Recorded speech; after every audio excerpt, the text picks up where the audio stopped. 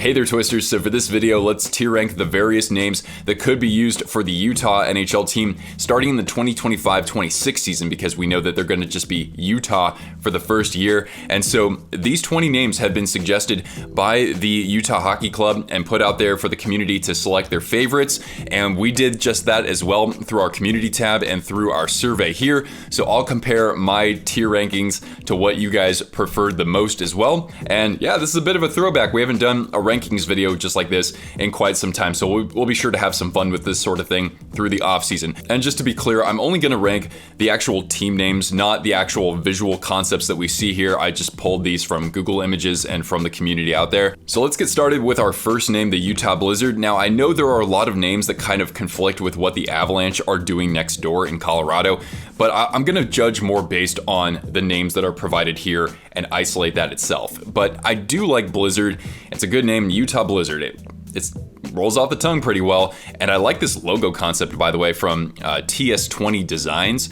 And so yeah, I think that you can be creative with it, right? I know it's a natural disaster. Some people aren't so much of a fan of that, but I mostly have accepted that, because other than that, it's kind of hard to, keep coming up with original names. So I'm gonna say that this, to me, not the most original, sure, but if they decide to go with it, I'll be fine with it. And so I'm gonna put that in the B tier. All right, the next one is Utah Canyons. Now, by the way, all of these names are going to be Utah, and then the team name, it's not going to be Salt Lake. So Utah Canyons, I know that there are some natural formations that are used in team names, like Colorado Rockies, for example. It's kind of weird. It's easy to say, sure, but and it does speak to the region, absolutely. But as a professional sports team, the Canyons, and especially if you're gonna, text your friend, you're gonna accidentally say crayons or something like that. So I'd say I'd prefer not. I don't hate it, but I'd prefer not. Now we have the Utah Ice. Now, a lot of you will think about the Winnipeg Ice, or the former Winnipeg Ice from the WHL. That logo was awesome. They actually used an abominable snowman or Yeti. So you could be really creative with something like that here for the Utah Ice. I mean, looking at this logo, right? This is something completely irrelevant, but it's kind of like, it's something that you drop into your drink. So again, I'm not a big fan of just ice. Even though they could skate out to Ice Ice Baby, that would be pretty fire. So I kind of want to put this in just no, because it's like you have Blizzard, you have Freeze, you have other options. So I would say this is probably the worst of that sort of subset. All right, Utah Fury. Of course, people are going to say furries, right? And so just right off the bat, it's kind of like, it's got kind of a goofy connotation. It's like, what's a Fury, right? That to me is, now we're really getting into like minor league sports territory. It sounds like an arena football team or something like that, a rugby team. I know we already have the Minnesota Wild, but we don't need another team name quite like that. So for me, Fury, I'd say this has to be in just no. All right, next up, we've got the Squall. I don't think that all that many like younger viewers are going to necessarily know what Squall is. Plus, it takes a little bit of effort to say Utah Squall, I think. Not to mention, for those of you who don't understand Italian, squallo means shark. Squall, I know that it's something that speaks to a natural disaster, but I think that there are other names out there that would be better than that. I'm not a big fan of this one as much either. Let's just not do that one. All right, now we've got Utah Frost.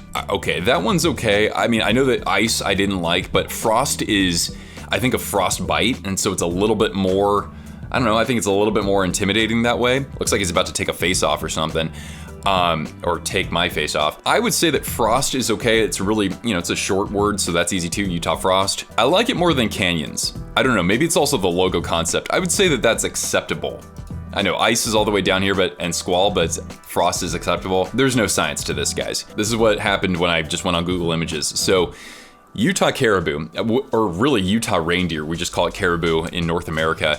Let's go Caribou. I mean, the boo at the end, right? It's like, I'm gonna bring my boo to the Caribou game. So already it doesn't sound very intimidating. Although I like the Milwaukee Bucks and other sports teams that use a buck. I don't mind the mascot so much, but I'd rather that they use an actual caribou for if they have like a natural disaster or something like that, and they want to, have like the Blizzard logo that we saw earlier. I think that would be fine. So Caribou, I'd say that I'd prefer not, but at least it's something that we know what it is. Most of us know what it is. Then we get to Utah Hockey Club. Please no. That's what I love about most North American sports. I know soccer is kind of borrowing from, football leagues, I suppose, in other parts of the world, but we don't need that in North American hockey. I love how we actually call it, the city or state name or regional name, followed by, what we call the mascot, essentially. So I cannot imagine this being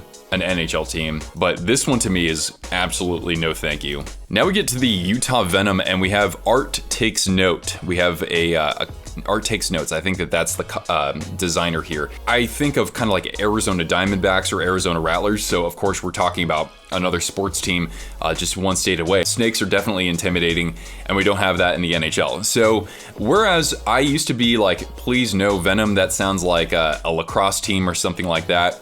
Just by itself, I'm like, look, if I look at a logo that is kind of like what we see here, let's go Venom. That sounds fine. It's intimidating, right? It doesn't have anything to do with the Avalanche, that's for sure. So I'm gonna say that Venom for me is going to be at least in the A tier. I like it quite a bit. Now the Freeze, we already talked about Frost. So. And by the way, this comes from the sportslogo.net forums EDJB93. I think this was for a basketball team, but anyway, the Utah Freeze. Utah Freeze, that sounds okay, but when I think of Freeze, I think of like a slushy. So I'd prefer not. Is this worse than Ice? It's kind of on the same level. Utah Freeze, Utah Ice, Utice. Utah Freeze, at least that's distinct. The Utice, I can't do that. So let's put it in the C tier. All right, now we get to the Utah Black Diamonds. We have the Vegas Golden Knights, obviously, and I had seen a comment that said, well, why wouldn't this be a baseball team like this logo that we see here? I think that's totally acceptable. Black Diamonds would be, I think, great, considering, with Utah, you've got a lot of skiing and snowboarding over there. I think it's okay, but I'd say that I'd prefer not on that one. So far, I'm not really a huge fan of these team names. They're going to be a few good ones, though. But Blast? I'm sorry, Utah Blast? What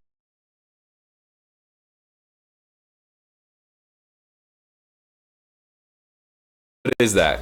Is that going to be like an astronaut blasting off? What exactly is going that to be, like a blast, a gust of wind or something? It's pretty abstract. I'm sure that there are some great ways that you can personify that or characterize it, but let's go blast, go. When I think of blast, I think of what happens when I have my first coffee in the morning. All right, please no. Now we get to the Utah Yeti, and I'm personally happy that it's singular. I know some people have different opinions about that, but 4 words Utah, 4 words Yeti. And this particular logo concept, I just found through, I think, Google Images.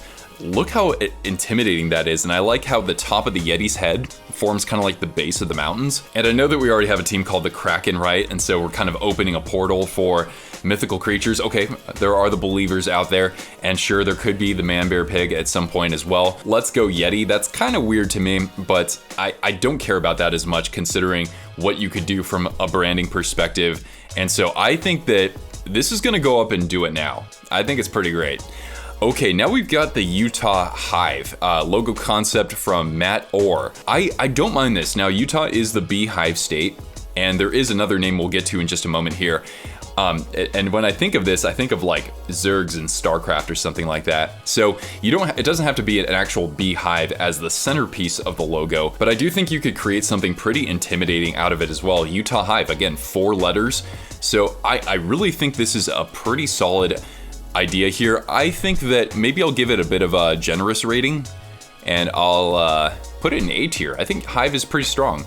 Okay, this next one though, not particularly strong, the Utah Powder. Anyway, Utah Powder, of course, being a skier's paradise there in Utah. Let's go Powder. What are you gonna call the restrooms? The Powder Rooms? Anyway, this to me is maybe the worst one that they have. That definitely goes in just no. Now, Utah Glaciers, not too bad there. It, again, kind of like the Avalanche or like the Colorado Rockies. This is somewhat of a formation. I think that one's okay. Glaciers, let's go Glaciers. It's kind of Glaciers. It doesn't roll off the tongue quite as well as a couple other names that I have more toward the top. With this one, we've had so many different snow analogies and ice analogies. I had frost as acceptable. Glaciers, probably not quite, because it doesn't roll off the tongue quite as easily as Utah Frost, I don't think. So I'll say I'd prefer not, but I won't throw a hissy fit if this is the team name. Okay, Utah Outlaws. I hadn't even seen a concept like this before, where the mask, instead of a bandana covering, the lower part of the face, it's a goalie mask. I think that's fantastic. Utah Outlaws. That sounds great, man. I know there have been a couple other pro sports teams or semi-pro that have used that mascot, but it hasn't been used in like the main professional sports. Whereas you've had teams, I think like the Renegades, I think Outlaws has been used in a couple of sports. I think there's even a team in Colorado, a lacrosse team that's called the Outlaws. We'll get to the Mammoth in just a second here, but I personally like this quite a bit. I would say that for me, this would go in great. It's not my top choice, but I would be more than happy if that's the direction they went in. Then we get to the Utah Mammoth, and we have this concept here from Vinny Chase. I found this on X. Absolutely, I am all for the Mammoth. This thing is so intimidating, and I like that it's not overdone. It's not overly cartoony or anything like that. I think this could pass as a professional sports logo. It looks fierce. I like the color combination, and I know I'm only judging the name Mammoth. Let's go Mammoth. I think that can work. So for me, even though I know there's a Colorado Mammoth lacrosse team, and that's owned by Stan Kroenke, who owns the Avalanche, I still, just from a potential for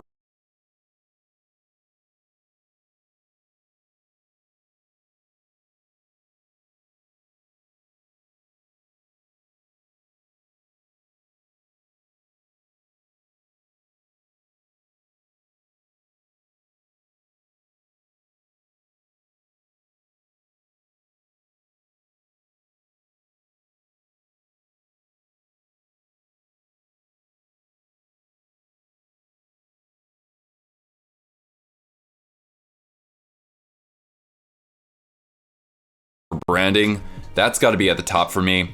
And this next one just might make it as well. Utah Swarm. Swarm is kind of a weird word. Sure, you could go with the hive, but swarm immediately suggests that, there are a bunch of angry hornets and that sort of thing. So I think that would be overall okay. This logo here, it's not blowing my hair back by any means. I think that you could even have kind of like a hive or like a colony or a cluster of hornets. But Swarm for me, I think is really close to making it to the very top of that tier. Let's go Swarm. I don't know. It could be worse. It doesn't sound all that great right now, but the potential for branding, I think, is quite strong. So I'll put it actually kind of like toward the top of my A tier. And then we get to our final one, Utah Mountaineers. I don't remember exactly where I got this one. It's from Cat Country 107.3 FM, a radio station. That's where I found it. I wouldn't characterize the branding quite like this for Mountaineers. You could have something like pickaxes, like a pickaxe and a hockey stick. Mountaineers, the only problem with that one is that as much as I think it embodies Utah pretty darn well,